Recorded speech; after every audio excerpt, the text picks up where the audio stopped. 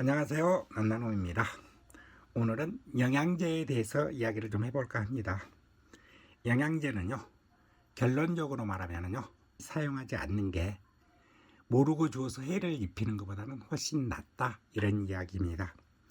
그러면 지금부터요, 비료와 영양제는 어떤 차이가 있고 활약제는 무엇이며 어떤 때 주고 언제 주고 또는 어떤 것을 주는지, 그리고 주는 방법에 대해서 각각 이야기를 해볼까 합니다. 최대한 쉽게 해서요, 중간중간에 꽃사진도 놓고 석곡사진도 놓고 풍란사진도 놓고 호접란도 놓고 이런 식으로 해서 꽃사진으로 만들 테니까요, 식물 키우거나 난을 키우는데 꼭 필요한 사항이니까. 비료 같은 경우는요, 식물이 필요로 하는 것은 물이 90%입니다. 그 다음에 나머지 20% 중에서 96%가 탄소, 수소, 산소, 이건 바로 공기 중에 없거나 물을 통해서 얻는 거잖아요. 그렇기 때문에 이 중 나머지 4%, 이거가 바로 필수적으로 필요한 우리가 말하는 NPK, 질소, 인, 칼륨, 그리고 소량 요소인 여러 가지 미량 요소들을 합해서 우리는 비료 또는 활약제라고 합니다. 비료 같은 경우에는요, 다량원소라고 그래가지고 NPK라고 그러는데요, NPK만을 따로 떼내서 비료라고 보통 우리가 말을 하죠. 질소 같은 경우는 성장에 주로 관여를 하고요, 그러니까 잘 크게 하기 위해서는 질소질이 좀 많은 걸 주고요. 인, P라고 그러는 인은 열매와 꽃, 여기에 많이 관여를 합니다. 그리고 칼륨, K, 가리라고도 하죠. 이거는 뿌리, 다시 말해서 튼튼하게 만드는데 주로 관여를 하는 것입니다. 그래서 모든 비료에는 보시는 것처럼 NPK의 성분을 숫자로 이렇게 성분의 B를 나타내 주고 있습니다. 식물은 이것만 필요한 것은 물론 아니죠. 아주 조금이지만 필요로 하는 원소 성분을 우리는 미량 요소라고 그럽니다. 이들의 조합으로 만들어낸 상품을 우리는 활력제라고 하고요. 미량 원소에는 망간, 아연, 구리, 몰리브덴, 철, 붕소, 칼슘, 마그네슘, 황, 염소, 아이고 숨차, 이렇게 여러 가지가 있습니다. 비료와 미량 원소는 너무 복잡하니까 이 정도에서 끝내고요. NPK의 성분 조합에 따라서 난이나 식물에게 미치는 효과가 어떤 효과들을 주는가, 이거 정도는 꼭 알아두십시오. 다시 말해서 질소는 성장, 이는 열매와 꽃, 칼륨은 뿌리, 이렇게만 우선 이해를 하시고 넘어가셔도 오늘 큰 도움이 되실 것입니다. 그럼 영양제는 도대체 무엇이에요? 영양제라는 것은 좁은 의미로서 이 미량 요소들의 조합을 말하는 활력제, 우리가 말하는 활력제를 말하는 것이고요. 일반적으로 초심자분들이 영양제 이렇게 말하는 것은 필수 요소인 비료를 말하거나 이 비료를 포함하는 경우가 많습니다. 그러면 이 영양제라는 것은 어떤 때 주냐? 비료는 어떤 때 주냐? 비료는요, 식물체가 건강할 때, 약해지거나 먹을 수 없을 때는 독이 됩니다. 그러니까 아주 건강하고 잘 자라고 있을 때 주는 것입니다. 그래야만 충분히 소화를 시키고 성장하는 데 도움을 받거든요.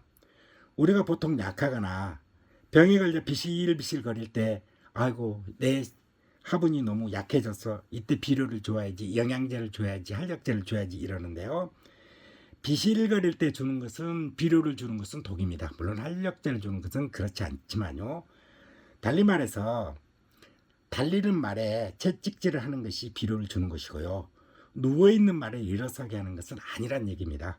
막 달리고 있을 때 채찍질해서 더 잘 달리게 하는 게 비료란 얘기입니다. 그래서 처음에 제가 말씀드렸죠. 모르면 차라리 주지 말아라. 물만 잘 주고 햇빛만 잘 줘라. 이런 얘기를 하게 되는 것입니다. 그럼 비료는 언제 주는 게 좋아요? 달리는 말에 채찍질을 한다고 그랬는데, 그렇다고 그러면 말이 달리고 있어야 채찍질을 할 거 아닙니까?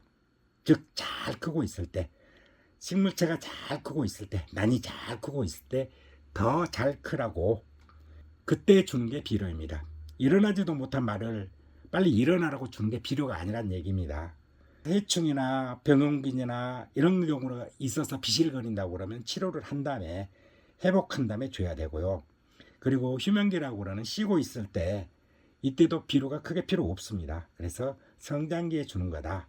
즉 성장기에는 질소질이 많은, 아까 질소가 성장에 관여한다고 그랬잖아요. 이 질소질이 좀 많은 것을 주고요. 개학이나 결실기에는 피 성분, 인해 성분이 좀 강한 이런 비료를 주고요. 우리가 충실기라고 그러죠.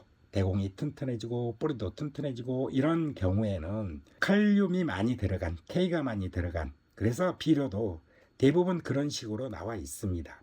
이렇게 줘야지 수면기에 준다든가 병에 걸린다든가 이래서 치료하고 있다든가 이런 때 주는 게 비료가 아니란 얘기입니다.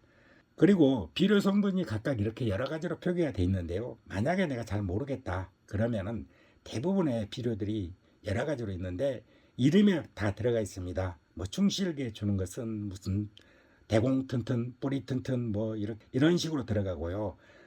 그 다음에 질소질이 많이 들어가는 것은 싱싱하라는 의미에서 싱싱, 무슨 싱싱, 뭐 싱싱 코트 뭐 이런 식으로 들어가 있는 경우가 많습니다. 그러니까 NPK의 성분이 정확하게 이해를 하신 다음에 이거를 잘 모르겠다 그러면은 NPK의 성분이 동일한 20, 20, 20을 사용한다든가 또는 8, 8, 8 이것을 사용한다든가 12, 12, 12 이런 성분의 비가 동일한 이런 비료를 먼저 사용하시고 점차 비료에 대해서 이해가 완전히 된다. 그리고 더 많이 이해력이 생겼다. 그런 다음에 그 비와 달리하는 비료를 사용하는 게 제가 추천드리는 방법입니다. 그러면 어떤 것을 주냐? 시중에 나와 있는 비료가 굉장히 많은데 도대체 어떤 것을 줘야 되느냐? 비료 종류 정말 셀 수 없을 만큼 많습니다. 고체 또는 알비료 이런 것과 액체 비료 형태 그리고 이제 가루 형태로 된 것들 등등해서 여러 가지가 있는데요. 이런 많은 비료 중에서 나한테 어떤 것이 맞는가? 나한테 맞는 것은 내가 사용하기 좋은 게 나한테 맞는 겁니다. 거기에 맞게 잘 사용하면 되고요. 제일 중요한 게 뭐냐면은 비료를 사용할 때 반드시 비료의 사용 설명서를 읽어보라 이런 얘기입니다. 대부분의 분들이 대충 이런 식으로 하는 건데요. 그렇게 하지 말고요. 사용 설명서를 꼭 읽어보시기 바랍니다. 사용 설명서에는 반드시 적정량의 사용을 권장하고 있는데요. 그 권장량을 될 수 있으면 넘기지 않아야 됩니다. 특별한 경우에 그 권장량을 넘기게 되는 경우가 있는데 그런 경우는 비료에 대한 이해가 완전하게 이루어진 다음에 하시는 게 좋지. 초반에는 절대 적정량을 넘기지 마십시오. 차라리 부족한 게 가유불급이라고 차라리 부족한 게 훨씬 낫습니다. 알비료 같은 경우 보면은요, 이제 우리가 보통 시중에 나와 있는 게 오스코모트, 싱싱코트, 마감프 K 뭐 이런 것들이 있잖아요. 이는 물에 녹는 것이 아닙니다. 그래서 일정 생육 조건이 되면 온도가 맞으면 저절로 삼투압 작용에 의해서 방출되기에 물을 많이 준다고 무조건 많이 나오는 것은 아닙니다. 그렇기 때문에 이게 완효성 비료이고 그러다 보니까 크게 무리 없이 초심자가 사용하기 좋습니다. 근데 이 초심자가 사용한다고 그래서 우리 집 환경은 굉장히 급변한다든가 온도의 진폭이 너무 큰다든가 그 다음에 환경이 겨울에도 여름 같다든가 그런 환경이라고 그러면은 이 비료는 절대 추천할 수 없습니다. 왜?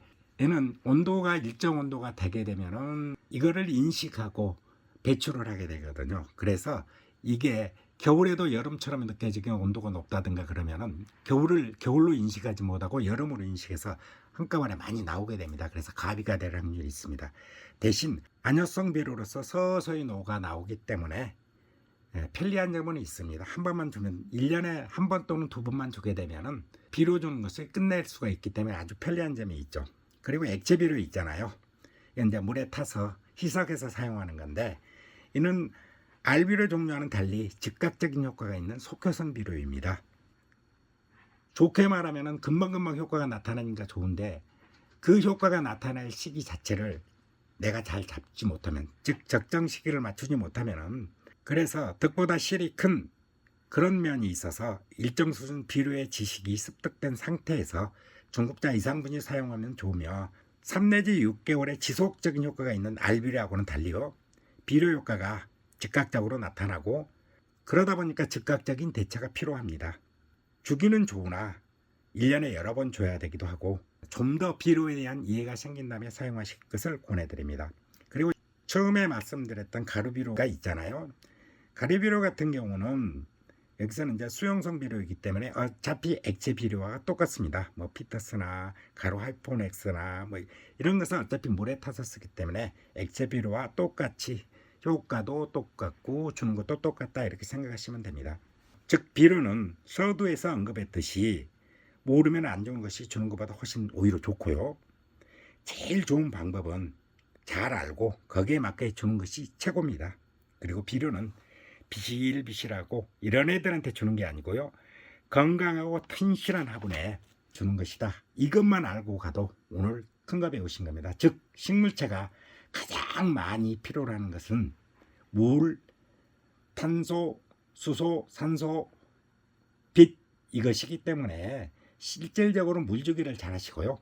각 식물에 맞게 그늘에 둬야 될 것은 그늘에 두고 햇빛에 둬야 될 것은 햇빛에 두고 거기에 맞게 그렇게 빛주기, 물주기 그리고 탄소, 수소, 산소가 원활하게 공급될 수 있도록 통풍에 주의만 하신다고 그러면은 비료가 설령 좀 부족하다고 하더라도 충분히 잘 클 수 있습니다. 거기에다가 이제 더 잘 키우고 싶으면 NPK나 나머지 미량 원소 이런 것을 주는 것은 그 다음 문제이기 때문에 우선 먼저 우리가 해야 될 것은 물주기, 그 다음에 햇빛 주기, 통풍 시켜주기 이것을 먼저 습득하신 다음에 하시는 게 좋다 이런 얘기입니다.